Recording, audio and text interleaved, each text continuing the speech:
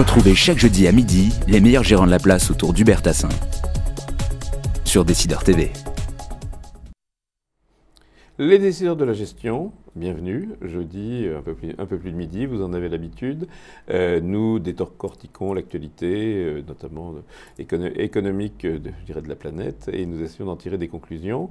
Cette semaine, nous poursuivons en fait la revue de début d'année et de fin d'année. C'est un exercice un peu habituel pour définir la stratégie. Et on va d'ailleurs s'en tenir à la stratégie, puisque j'ai à mes côtés Gustavo Hohenstein. Bonjour. Bonjour Hubert. Gustavo, donc vous êtes spécialiste d'Orval Finance et vous êtes spécialiste précisément de la stratégie. Et nous allons parler de stratégie sans rentrer dans le détail des valeurs, ce que nous recommencerons dès la semaine prochaine. Alors Gustavo, classique, bilan 2012. Qu'est-ce que vous retenez, qu'est-ce que vous ne retenez pas 2012, c'est une année riche aussi en événements. Ah, il s'est passé des choses. Il s'est passé beaucoup de choses. Il y a eu deux étapes. Le début d'année en fait était très bon et très vite. Donc début 2012, le marché est parti très vite sur les LTRO, sur les financements bancaires de la BCE. Et ça a alimenté vraiment le début d'année qui a tiré très fort. On a commencé l'année. On se demande si l'euro n'allait pas faire sauter la planète aussi. Donc, petit à petit, on a joué à se faire un peu moins peur. Ça serait l'histoire de la fin 2011. Voilà. Le début 2012, c'est la poursuite du fort rebond de novembre-décembre 2011 sur la thématique justement de on a sauvé les banques européennes. Et donc vraiment, le marché tiré par la liquidité, et on voit des marchés qui sont très sensibles au cycle mondial, à la liquidité, comme le marché brésilien par exemple, qui ont fait très bien en début d'année. Par ce phénomène de liquidité, mais très rapidement... Fin du premier trimestre, panne. Voilà, alors là, panne, et on revient quasiment à la case départ. Panne, on revient à la case départ sur, je dirais, pour l'Europe, donc sur la tension sur l'Espagne notamment, et donc l'aggravation de la situation espagnole a fait vraiment rechuter les marchés, et on voit les mêmes mouvements qui avaient favorisé, je parlais du Brésil tout à l'heure, qui avait favorisé le Brésil en début d'année, l'a fait rechuter assez violemment sur le reste de l'année. Donc il y a vraiment eu cette année en 3 temps en réalité, donc forte accélération au début d'année, puis ça a corrigé. Et puis alors fin du mois de juin, Monsieur Draghi, Monsieur Monti, Madame Merkel se mettent d'accord et on part dans un autre scénario. Voilà. Donc je dirais que la phrase de Mario Draghi sur je sauverai l'euro, je ferai tout ce qu'il faut pour sauver l'euro, whatever it takes, a vraiment changé la donne. Et après, le reste, on va dire, c'est l'histoire. Il a suivi cette logique-là. Mais à partir du moment où on était rassuré sur l'existence de l'euro et le fait qu'il allait survivre, vraiment, donc, il y a eu ce mouvement de réduction de prime de risque. Donc d'abord en Europe, et puis tous les marchés, bien sûr, en ont bénéficié. Et à nouveau en 2 fois, c'est-à-dire un très bon coup juin, juillet, août, un petit peu plus de calme et une fin d'année assez jolie. Voilà, il y a eu en plusieurs phases. Donc la première phase, c'était vraiment la BCE, et puis après, la Réserve fédérale a rajouté sa patte avec donc de quantitative easing supplémentaire, et la Banque du Japon également. Donc ça rajoute à chaque fois la liquidité. Parce qu'on essaie de tirer toujours des conclusions, comment est-ce qu'on a pu capter cette hausse, sachant que ça a été terrible puisque les secteurs ont tourné, les gens ont été perdus ou pas perdus, mais on a le sentiment que ça partait un peu dans tous les sens. Oui, je dirais que dans ce genre de mouvement qui est vraiment lié à la prime de risque, soit alors effectivement on va aller chercher là où la prime de risque était la plus élevée, donc les secteurs qui sont pas chers, qui ont particulièrement souffert de la crise, donc les bancaires typiquement, voilà. C'était l'idée. Sinon, en termes d'allocation d'actifs, en termes de portefeuille, il faut simplement faire les indices. Parfois, il ne faut pas chercher non plus à financer. Si l'idée, c'est vraiment de jouer le bêta, le fait que sa situation s'améliore, autant acheter un indice, un tracker ou un futur. Mais alors, avec finalement une conclusion en finance 2012, de ces marchés des actions américains qui sont à leur plus haut historique, ce qui paraît étonnant compte tenu de l'ambiance quand même de ralentissement économique ou en tout cas de faible croissance. Oui, je crois que la force des entreprises américaines, parce que c'est ça qu'il faut bien comprendre quand on achète le S&P 500, c'est bien les entreprises américaines qu'on achète, pas tant l'économie américaine par elle-même. Les entreprises américaines vont très bien. Oui, elles sont pas bien gérées. Le budget fédéral qui lui est en déficit. Le budget fédéral va pas bien, mais les entreprises américaines vont bien, elles sont riches, elles vendent des produits partout dans le monde, elles ont de la croissance, des marges élevées et stables. Donc c'est vraiment une situation. Donc c'est pas complètement aberrant. Non, c'est pas aberrant en soi. C'est un marché de qualité, de croissance de qualité. C'est vrai que c'est là aussi où se trouve l'innovation. Il y a des histoires extraordinaires. Bien sûr, Apple était une grande histoire de l'année dernière. Enfin, en tout cas, un morceau. Mais pas Facebook. Mais pas Facebook. Mais c'est pas grave. C'est la création de entreprises américaines. Et c'est toujours là qu'arrive l'innovation. Et donc tout ça a vraiment favorisé le marché dans un environnement justement global qui n'était pas très bon. Et ça, on va dire, c'est plutôt favorable au marché américain qui est plutôt, on va dire, défensif. Dans ces caractéristiques. Alors 2013, la problématique pour commencer, comment vous définiriez la problématique pour des gens qui ont un peu d'argent à placer en Je dirais 2013. 2013. Alors, en termes d'abord d'allocation d'actifs globale, je crois que 2013, c'est quand même l'année du retour des actions. Quelque part, c'est intéressant. 2012, c'est vrai que les actions ont eu finalement une bonne année, Oui, contre toute attente, mais il y a finalement une bonne performance. C'est-à-dire mais qu'on c'est pas on l'année a des gagné actions. sur les obligations et sur les actions. Voilà. Ce qui est... 2012 n'est pas l'année des actions, c'est l'année des obligations. Oui. C'est une année record pour les performances de toutes le marché du crédit, les marchés des obligations d'entreprise, et même finalement pour la dette souveraine. La dette souveraine, globalement, a fait très bien en 2012. Je dirais que la hausse des actions est plutôt un dérivé de la hausse du crédit. C'était vraiment un bull market crédit, et c'est ça qui a tiré les actions. 2013, je dirais que c'est la fin du bull market du crédit. Cette année, il ne faut pas s'attendre aux mêmes performances, évidemment. Oui, il n'y a plus grand-chose. Il n'y a pas grand-chose à gagner. Sur le souverain, probablement, on va même plutôt perdre. Sur le corporate, donc sur les obligations d'entreprise, il y a encore un petit peu de grain à moudre, mais plus grand-chose. Les spreads sont déjà très resserrés.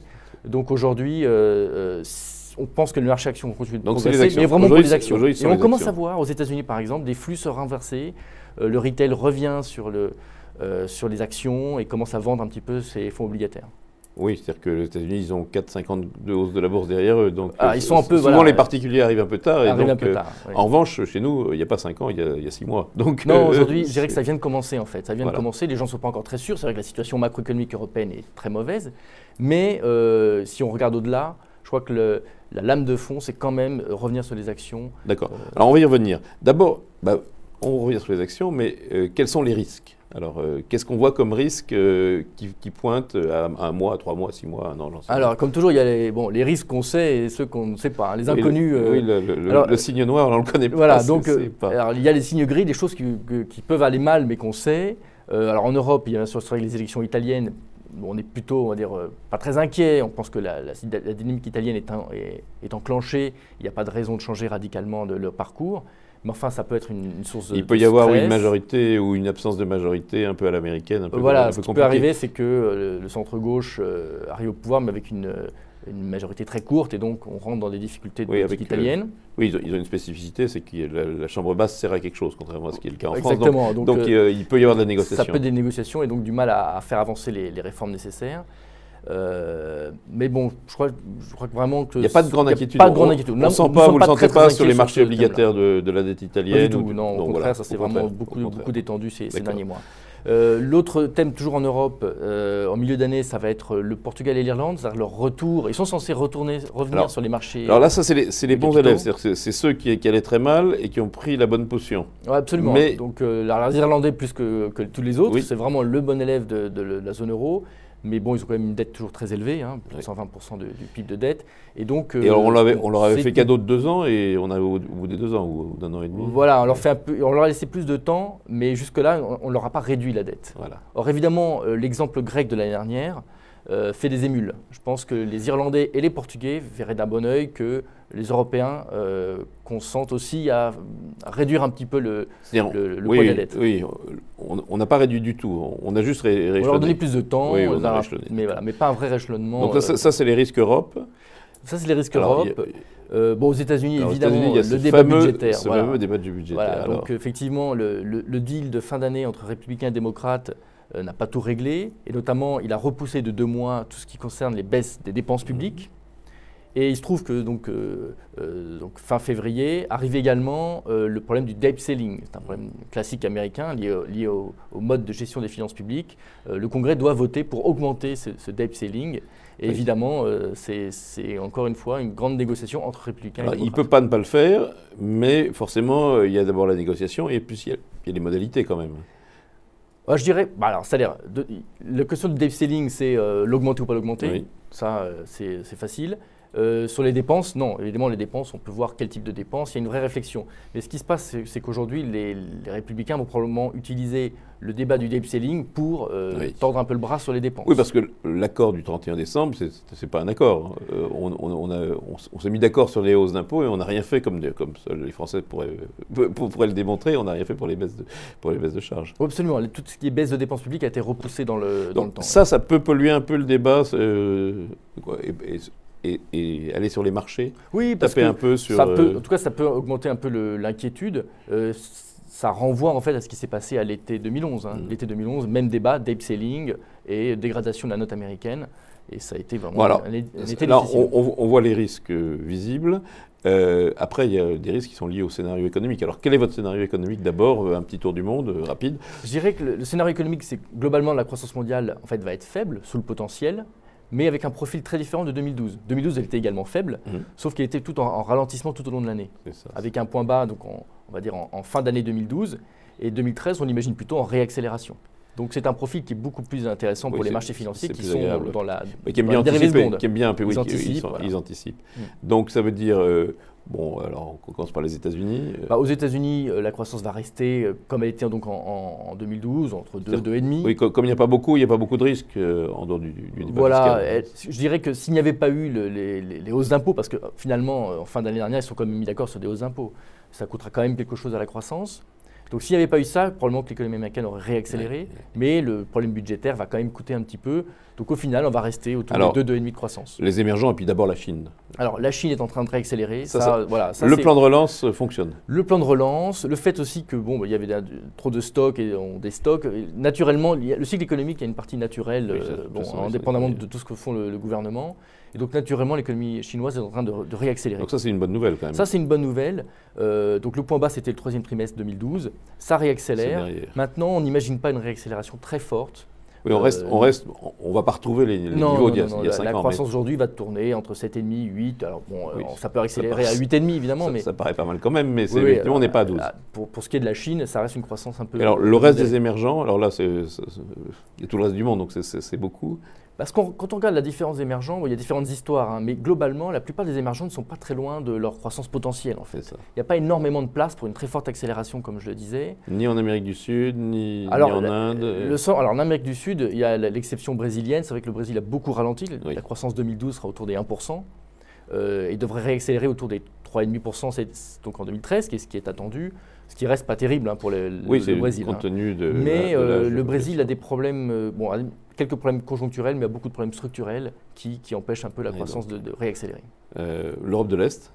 Alors l'Europe de l'Est, là c'est très peut-être qu'il faut parler avant de l'Europe de l'Ouest, mais... je dirais pour la Russie, c'était un cas un peu particulier. La Russie a une croissance en train de ralentir, mais pas beaucoup, et une croissance qui est relativement stable, ne pose pas beaucoup de problèmes. Mais évidemment, il y a le problème du pétrole, ça dépend beaucoup du parcours du pétrole.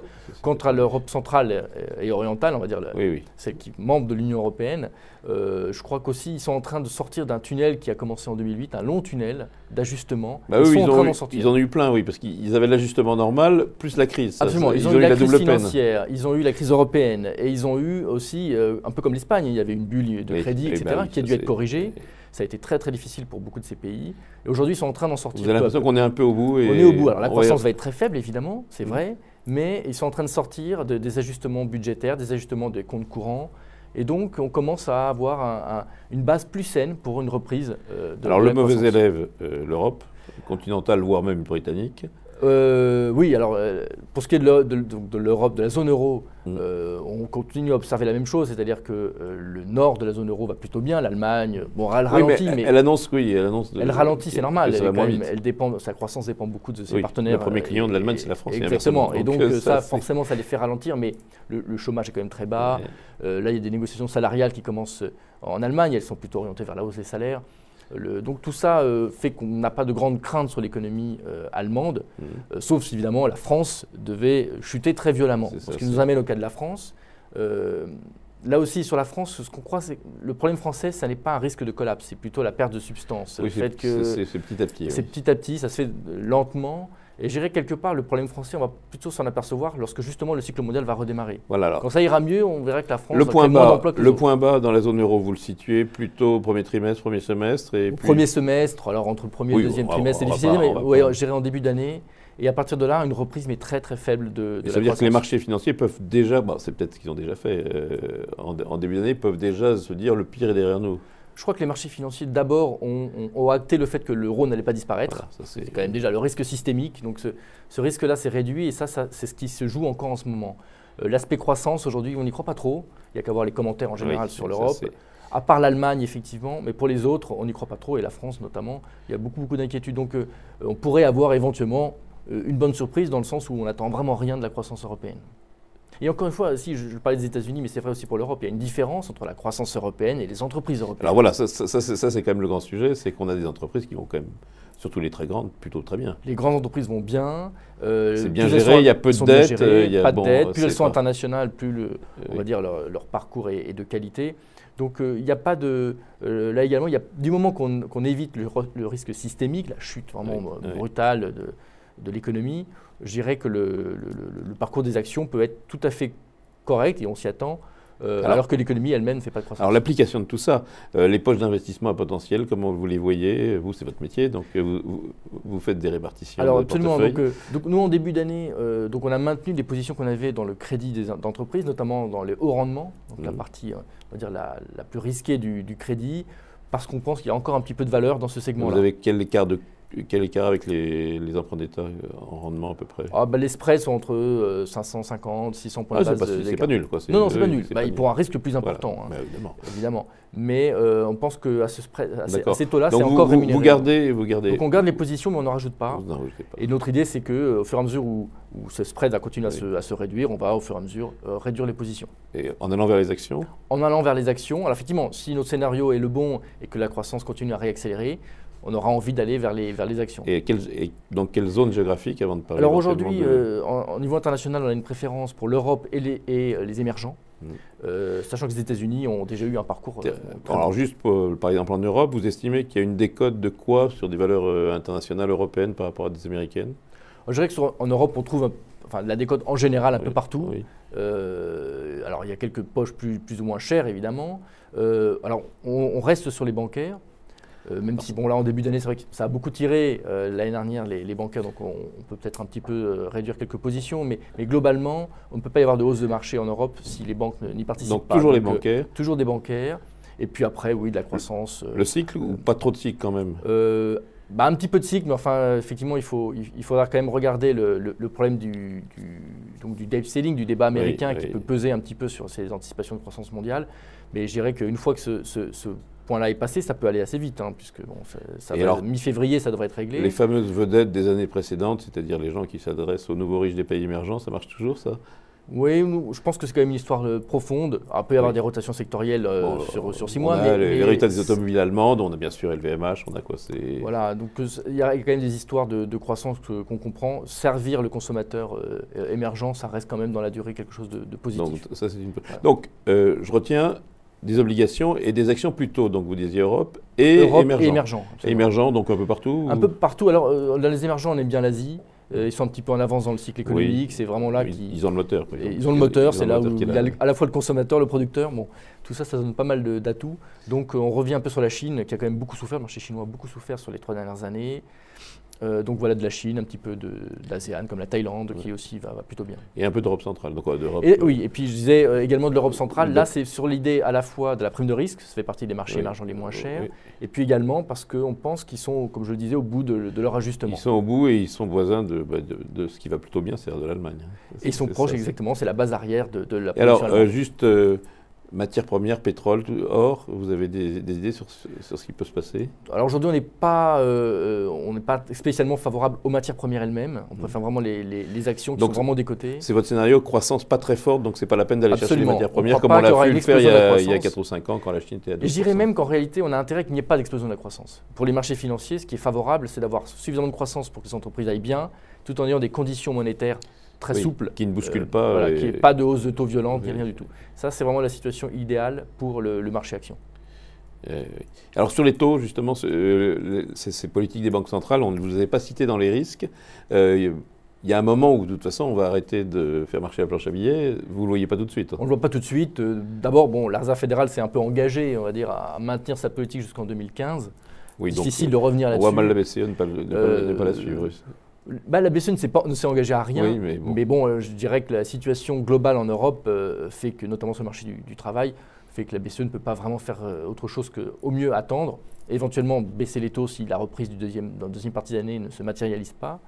Sinon, elle va juste attendre et laisser les taux là où ils sont, et puis et espérer que la situation va se maintenir telle qu'elle. Donc, si je résume, 2013, l'année des actions, les risques connus, on ne les voit pas, donc il reste évidemment la possibilité des risques inconnus. Le seul défaut, j'aurais tendance à dire, c'est que vous n'êtes pas le seul à penser ça. C'est qu'il y a un certain consensus pour dire que ça va bien se passer. Il y a un certain consensus aujourd'hui, c'est vrai. Alors le consensus ne se trompe pas toujours. Non, hein. voilà, c'est ça. Simplement, ce qu'il fait, c'est que quand il est déçu, le mouvement est encore plus violent s'il n'y a pas de gros consensus. Ceci étant, ce qu'on voit, c'est qu'il y a un consensus des stratégistes et des professionnels de marché, mais pas du clients. Pas du client final. Les clients ne sont pas extrêmement investis. Les souscriptions, il y en a, mais enfin, ce n'est pas massif. Les institutionnels sont plutôt tous très prudents dans leur portefeuille. Oui. Donc oui, les professionnels sont optimistes, mais il faut de l'argent pour ça. Donc je crois que maintenant, il faut aussi un moment que les clients prennent leur courage à deux mains et disent, bon, qu'est-ce que je fais maintenant si je regarde dans la durée? Bon, il n'y a pas que le président de la République qui donne des messages de courage. Gustavo, merci. Rendez-vous la semaine prochaine pour les décideurs de la gestion, même heure, même endroit. Au revoir. Au revoir.